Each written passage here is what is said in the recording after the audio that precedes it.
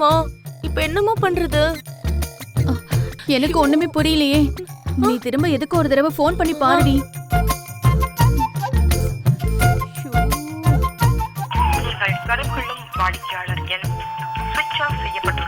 மா இன்னும் சுவிட்ச் ஆஃப்னு தாமா இருக்கு.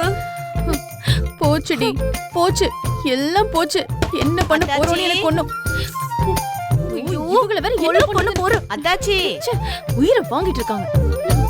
வாடி போலாம். தாமரை மா அப்ப என்ன போய் புடவை வாங்க சொல்றியா? வேற வழி இல்லடி. முதல்ல போய் புடவைய வாங்கிட்டு வருவோம். அப்புறம் என்ன செய்யறதுன்னு யோசிக்கலாம். வா தாமரை. வாடி. அத்தாச்சி வரோம்.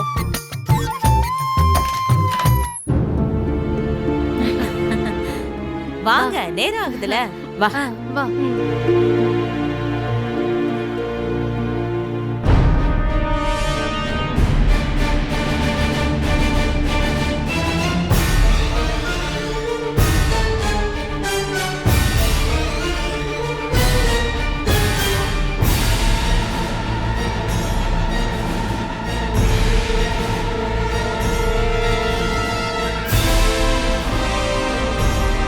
அம்மா, சபைக்கு வணக்கம் சொல்லிட்டு முகூர்த்த புடவை வாங்கிக்கிங்க.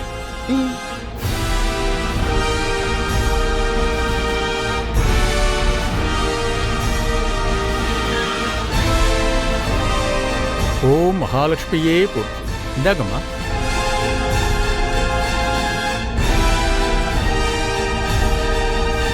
அம்மா, முகூர்த்த புடவை கட்டிட்டு சீக்கிரமா வாங்கம்மா. போய் மாத்திட்டு சீக்கிரமா அம்மா. போய் கட்டிட்டு வாமா.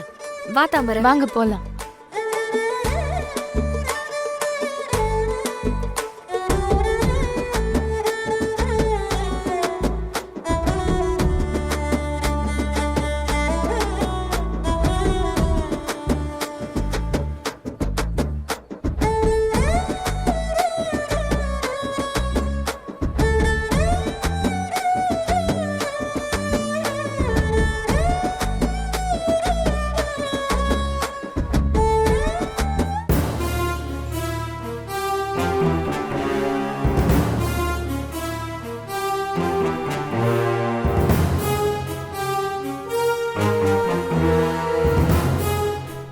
அத்தாச்சி என்ன மதனி?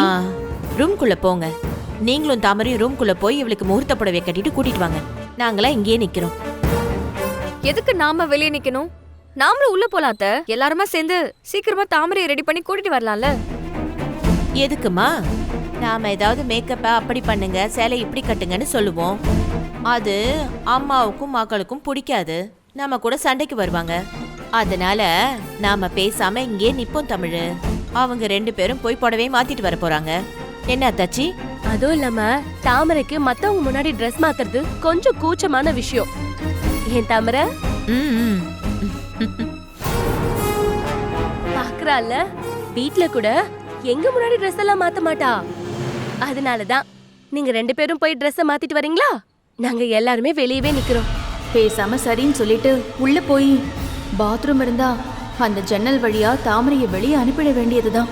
எப்படி இருந்தாலும் தாமரைக்கு இந்த வாத்தியர் கூட மட்டும் கல்யாணம் நடந்துடவே கூடாது. நீங்க எல்லாரும் இங்கேயே இருங்க. நான் போய் தாமரைக்கு புடவைய மாத்தி கூட்டிட்டு வரேன். சரி போ.